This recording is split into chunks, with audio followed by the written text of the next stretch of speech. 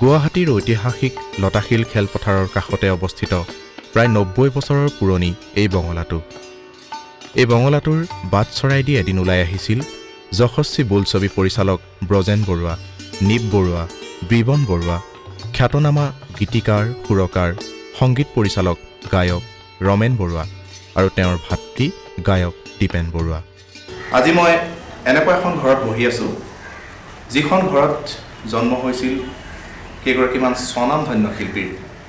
অসমৰ সংগীত জগতলৈ, অসমৰ বোলছবি জগতলৈ এই ঘৰখনে যি অৱদান আগবঢ়াইছে, সেই অৱদান আমি অসমীয়াই পাহৰিব নোৱাৰোঁ। আজি মোৰ কাষত বহি আছে এনে এজন ব্যক্তি, যিজনক আমি সকলোৱে জানো, স্বনামধন্য শিল্পী, সংগীতজ্ঞ, সুৰকাৰ, গীতিকাৰ ৰমেন বৰুৱা ডাঙৰীয়া। আমি তেখেতৰ জীৱনৰ ওপৰত সামান্য আলোকপাত কৰিবলৈ বিচাৰিছোঁ। তেখেতৰ বিষয়ে আমি জনাবলৈ বিচাৰিছোঁ আমাৰ নতুন প্ৰজন্মক। তেখেতে জীৱনত যিখিনি কৰিলে, সংগীতৰ জগতখনলৈ তেখেতে যিখিনি আগবঢ়ালে, সেইখিনিৰ চমু আলোকপাতে অনাগত দিনবোৰত তেখেতক আমাৰ মাজত জীয়াই ৰাখিব। আমাৰ নতুন প্ৰজন্মই তেওঁৰ বিষয়ে জানিব আৰু আমাৰ সংগীতৰ জগতখনৰ উত্থান পতনৰ বিষয়ে আমাৰ অসমীয়া সমাজখনে ভৱিষ্যতলৈ খবৰ ৰাখিব। এই বঙলাটোৰ বুলনি চৰাত আঁৰি থোৱা ব্ৰজেন বৰুৱা, নীপ বৰুৱা, বিবন বৰুৱাৰ দৰে প্ৰতিভাধৰ ব্যক্তিসকল আৰু তেওঁলোকৰ সংস্কৃতিবান পিতৃ মাতৃ চন্দ্ৰনাথ বৰুৱা আৰু জোনপ্ৰভা বৰুৱাৰ আলোকচিত্ৰসমূহ প্ৰত্যক্ষ কৰিলে যিকোনো ব্যক্তিৰে এই পৰিয়ালটোৰ প্ৰতি শ্ৰদ্ধাত শিৰ নত হয়।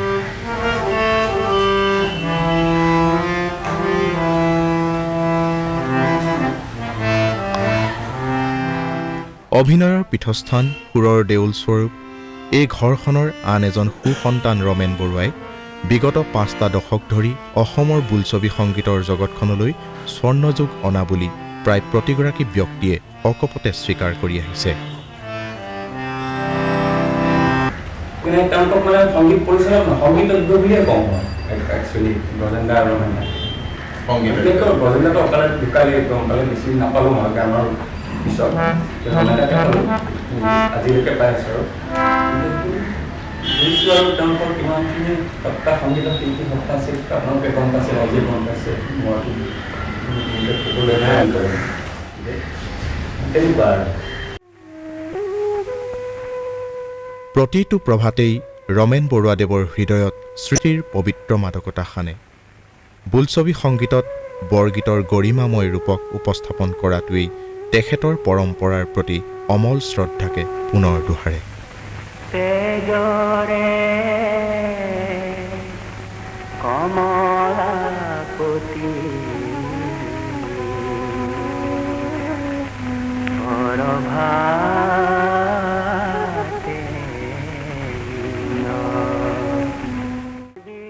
সুমধুৰ সুৰেৰে বিধৌত বৰুৱাদেৱৰ পৰিচালিত গীতসমূহে এতিয়াও হৃদয় জোকাৰি যায়। তেখেতৰ টোকাবহীখনৰ বুকুত থকা অসংখ্য গীতে প্ৰাণ পায় তেখেতৰ অমৃত স্পৰ্শত।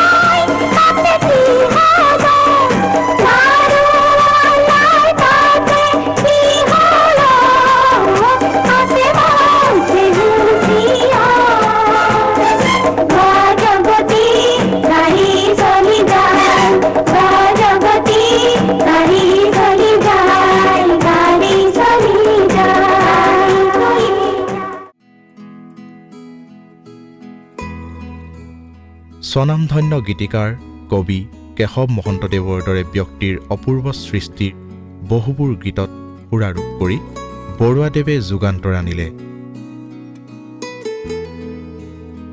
প্ৰচাৰ বিমুখ বৰুৱাদেৱৰ কৃতিসমূহৰ বিষয়ে সময়ে সময়ে বহুবোৰ প্ৰচাৰ মাধ্যমত বিভিন্ন গুণী জ্ঞানী ব্যক্তিয়ে আলোকপাত কৰি আহিছে। তথাপিও এয়া যেন বৰুৱাদেৱৰ কৃতি অনুসৰি সীমিত প্ৰচাৰহে। ডক্টৰ বেজবৰুৱা, মৰম, ককাদেউতা নাতি আৰু হাতী, আশ্ৰয়, যোগ বিয়োগ, ললিতা, মুকুতা আদি বহু বোলছবিত সুৰাৰূপ কৰি অসমৰ বোলছবি সংগীতৰ জগতখনক ৰমেন বৰুৱাই কাহানিও নথকা মেলোডীৰ নৱতম সমুদ্ৰত অৱগাহন কৰোৱালে।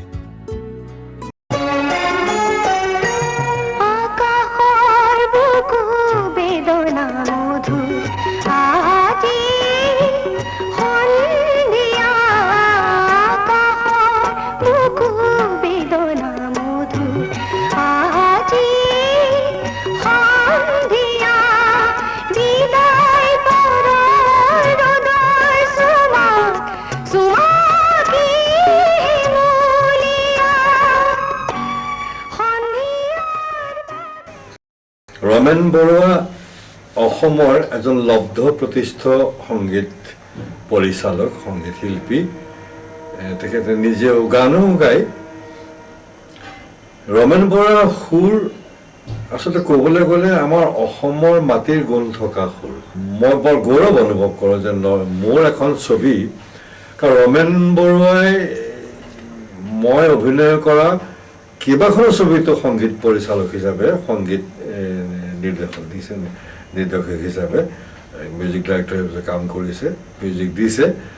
মই এতিয়া খুব গৰ্বেৰে কওঁ যে সেই ছবিবিলাকৰ যিবিলাক গান, সেই গানবিলাক কিন্তু মানুহে এতিয়াও পাহৰা নাই, সেই সুৰবিলাক এতিয়াও পাহৰা নাই। ডক্টৰ বেজবৰুৱাৰ গান কি নাম দি মাতিম তোমাক, কোন বিধাতাই সাজিলে তোমাৰ পদুম চকুতি, এই এনেকুৱা ধৰণৰ গানবিলাক এতিয়াও মানুহে শুনে আৰু মনত ৰাখিছে। আৰু যিটো বস্তু আজিৰ সময়ৰ কিছু গানত, কিছু মানে বিশেষ বেছিখিনি গানতেই সেই বস্তুটো পোৱা নাযায়। এতিয়াও তেখেতে যিখিনি সুৰ দিয়ে, সেই সুৰবিলাকো যথেষ্ট সুৰৰ আৰু মনত থকা সুৰ। আৰু যিবিলাক সুৰত আমি অসম দেশৰ মাটিত জন্মগ্ৰহণ কৰিছোঁ, অসমীয়া ভাষা কৈছোঁ, আমি অসমীয়া জাতি হিচাপে, অসমীয়া মানুহ হিচাপে যিটো আমি পৰম্পৰাগতভাৱে সংস্কৃতিটো বুজি আহিছিলোঁ, সৰুৰে পৰা দেখি আহিছোঁ, সেই গুণ, সেই সংস্কৃতিৰ গুণটো আমি ৰমেন বৰুৱাৰ সুৰত বিচাৰি পাওঁ। 1968 চনত ককায়েক ব্ৰজেন বৰুৱা পৰিচালিত ডক্টৰ বেজবৰুৱা কথাছবিত পোনপ্ৰথমে সংগীত পৰিচালকৰ গধুৰ দায়িত্ব সফলতাৰে পালন কৰাৰ পাছত তেখেতে আৰু পাছলৈ ঘূৰি চাব লগা হোৱা নাই।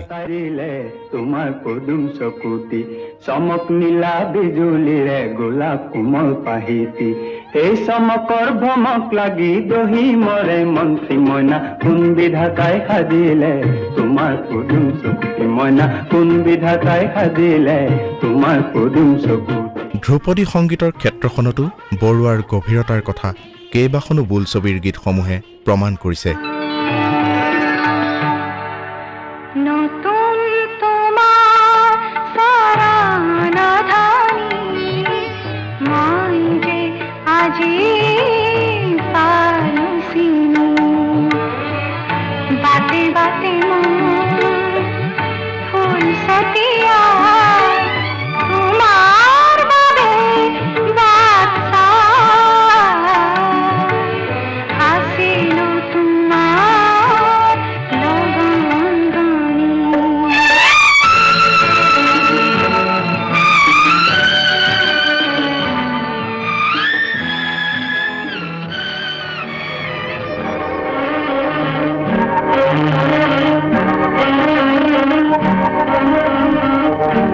আন্ধার রাতি কোন বারতায় অকলে পুরি যাবি কলই, এনি তোর ঘর তোর পাবি ঠাই।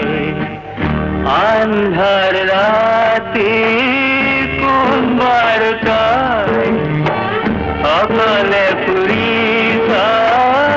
যাবি কলই, কেনি তোর ঘর তোর পাবি ঠাই।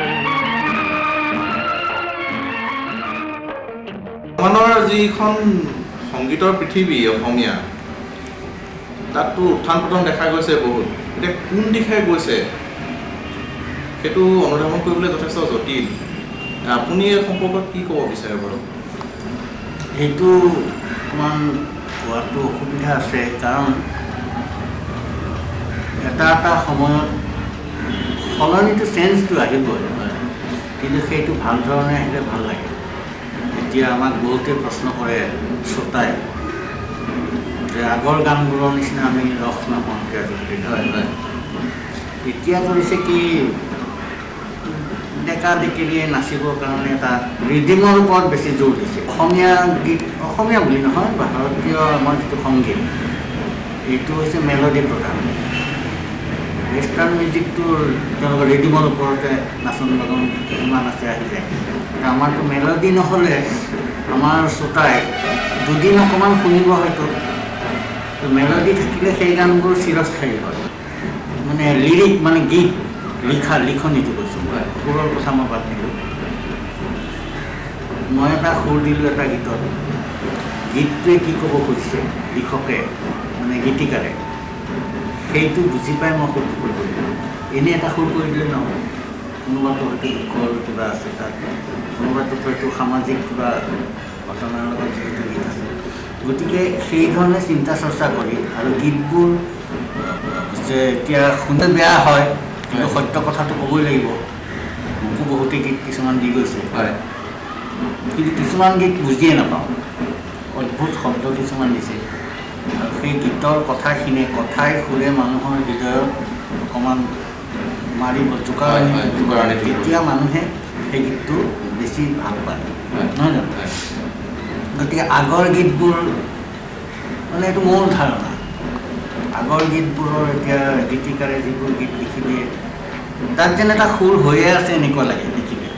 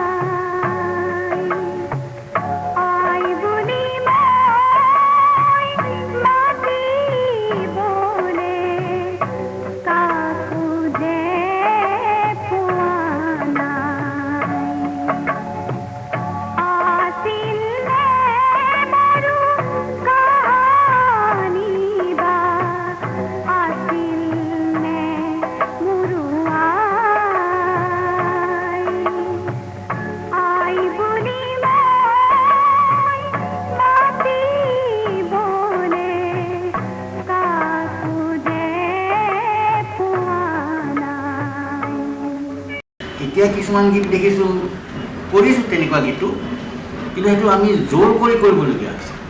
ইয়াত কিবা কৰি মিলাই দিওঁ আৰু, গতিকে আৰু কথাখিনিয়ে মানুহৰ হৃদয়ত অকণমান ঢৌ তুলিব লাগিব, তেতিয়াহে সেই গীতটো মানুহে ল'ব, হয় নে নহয়? সহজ সৰল ভাষা হ'ব লাগিব, মানুহে বুজি পোৱা হ'ব লাগিব, সৰ্বসাধাৰণে বুজি পোৱা হ'ব লাগিব, সুৰটোও ভাল লাগিব, আৰু গায়ক বা গায়িকা যিয়ে গাব তেওঁলোকৰ কথা আছে। গতিকে এটা গীতত তিনিজনৰ মানে অৱদান থাকিবই লাগিব, গীতিকাৰ, সুৰকাৰ আৰু গায়ক বা গায়িকা। এই তিনিজনৰ হেৰিতহে গীত এটা ভাল গীত এটা আছে। 1940 চনত জন্মগ্ৰহণ কৰা ৰমেন বৰুৱাদেৱে নিজস্ব প্ৰতিভাৰে ৰাইজৰ হৃদয় জিনি অকুণ্ঠ মৰম, স্নেহ আৰু শ্ৰদ্ধাৰ পাত্ৰ হৈছে। তেখেতলৈ বিভিন্ন অনুষ্ঠানে আগবঢ়োৱা মানপত্ৰ, বঁটা আদিয়ে সেই কথাকেই দোহাৰে। 1955 চনত আকাশবাণীৰ নিয়মীয়া শিল্পী হিচাপে স্বীকৃতি লাভ কৰা বৰুৱাদেৱক জ্যোতি চিত্ৰবন ফিল্ম ষ্টুডিঅ'ৰ অডিশ্যন বৰ্ডৰ সন্মানীয় সদস্য পদৰ দায়িত্ব অৰ্পণ কৰা হয়। সুদূৰ আমেৰিকাবাসী অসমীয়া ৰাইজৰ হেঁপাহৰ দাবীত তেখেতে 1998 চনত আমেৰিকা যুক্তৰাষ্ট্ৰ ভ্ৰমণ কৰি গীত পৰিৱেশন কৰে। 1999 চনত বৰুৱাদেৱক শিল্পী পেঞ্চনাৰ হিচাপে ঘোষণা কৰাৰ পাছত 2003 চনত তেখেতক অসম চৰকাৰৰ সন্মানীয় বিষ্ণুৰাভা বঁটাৰে সন্মানিত কৰা হয়।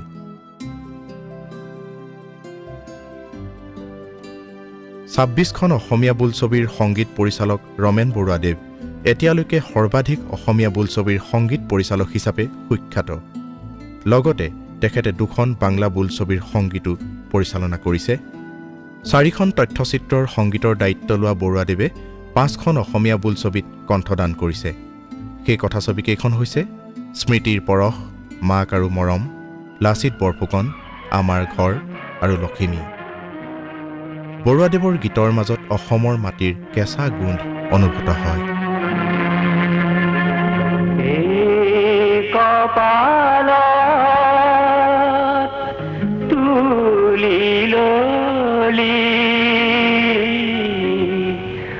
আইর পাওয়ার ধুলি কপালত তুলি ললি আইর পাওয়ার ধুলি থরুয়া এ বাতে তয় তোলালি গলই বুলি কপালত তুলি ললি আইর পাওয়ার ধুলি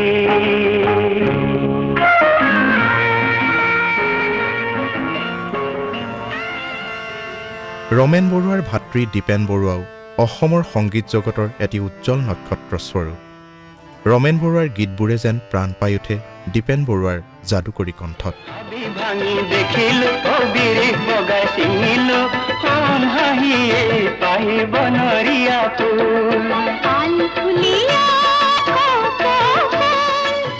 অসমীয়া বোলছবিৰ নেপথ্য গায়িকা হিচাপে ৰাইজৰ সমাদৰ লাভ কৰা ৰুণজুণ ফুকন, পাহাৰী দাস, অনিমা চৌধুৰী, ককিলা গোস্বামী, কবিতা বৰঠাকুৰ, নীলিমা খাতুন আদিৰ দৰে গায়িকাক তেখেতেই আঠে বেঠে আদৰি লৈ তেওঁলোকৰ প্ৰতিভাক ৰাইজৰ আগত দাঙি ধৰিছিল।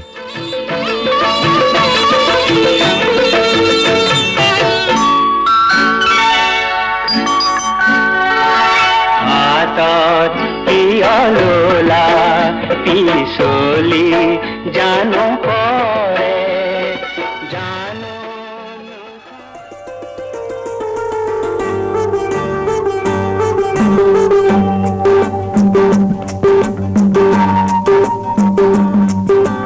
কলিৰ কৃষ্ণ বুলি হাঁহিলি লাজ কিয় জানো কৰিলি কলিৰ কৃষ্ণ বুলি হাঁহিলি লাজ কিয় জানো কৰিলি বোলো গোপিনী এয়া দেখোন যমুনা নৈ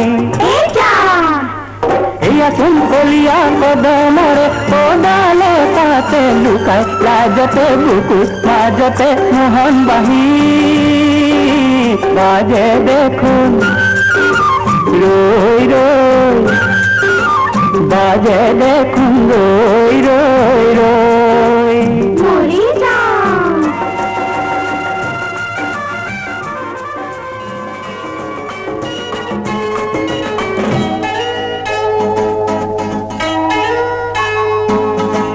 এই ৰদালি ঝিলি মিলি ৰব কি যাব পিত পখিলি এই ৰদালি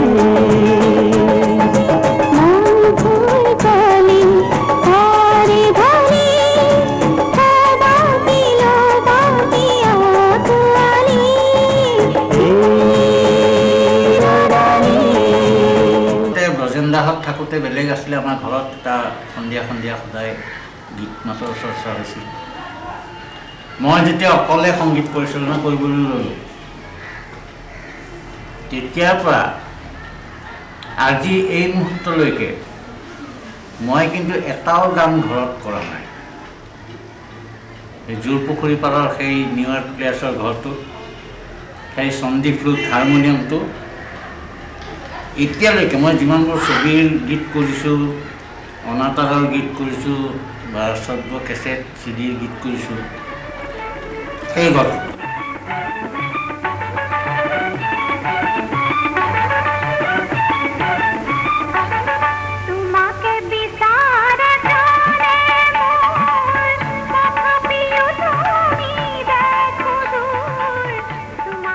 গুৱাহাটীৰ কলা সংস্কৃতিৰ বিখ্যাত অনুষ্ঠান নিউ আৰ্ট প্লেয়াৰ্ছৰ জন্মদাতা ৰমেন বৰুৱাই এই অনুষ্ঠানতে বহি নীৰৱে নীৰৱে সৃষ্টি কৰি আহিছে অসংখ্য সুৰৰ। আজি অসমৰ সাংস্কৃতিক দিশত নিউ আৰ্ট প্লেয়াৰ্ছ এক উল্লেখযোগ্য অনুষ্ঠান। সামাজিকভাৱেও বৰুৱাদেৱে অসমৰ ৰাইজৰ বাবে আগবঢ়াইছে এনে এক মহৎ দান।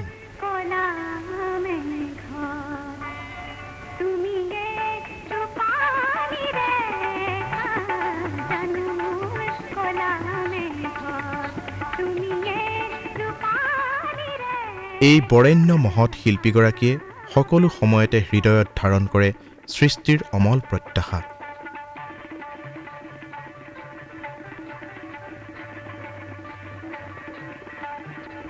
তেখেতৰ চৌদিশে বিলীয়মান সুৰৰ কণাবোৰ তিল তিলকৈ আজলি ভৰাই আনি শ্ৰুতিমধুৰ গীতৰ ৰূপত সঞ্চাৰিত কৰি দিয়ে হাজাৰ শ্ৰোতাৰ হৃদয়লৈ।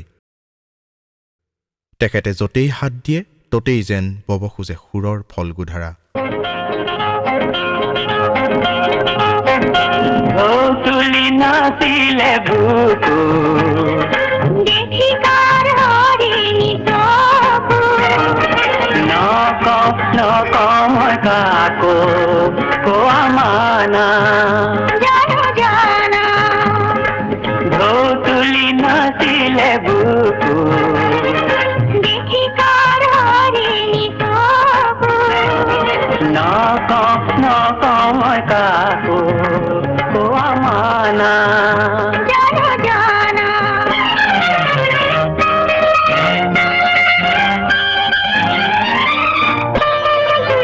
সুৰৰ পৃথিৱীত দপদপাই থকা অশুভ শক্তিক পৰাভূত কৰি অমৃতময় গীতৰ শান্তিজল সিঁচি কৰ্কশ ৰুক্ষ জীৱনবোৰক সুন্দৰৰ পৃথিৱীলৈ ঘূৰাই অনাৰ বাবেই এই মহান শিল্পীজনৰ স্বৰ্ণযাত্ৰা অব্যাহত আছে।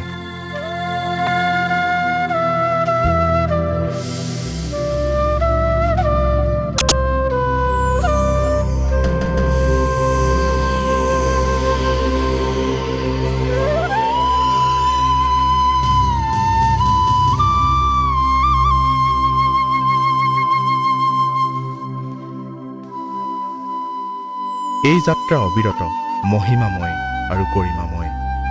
আহক আমি সকলো এই মহান ব্যক্তিগৰাকীৰ যাত্ৰাপথৰ পাথেয় হওঁ।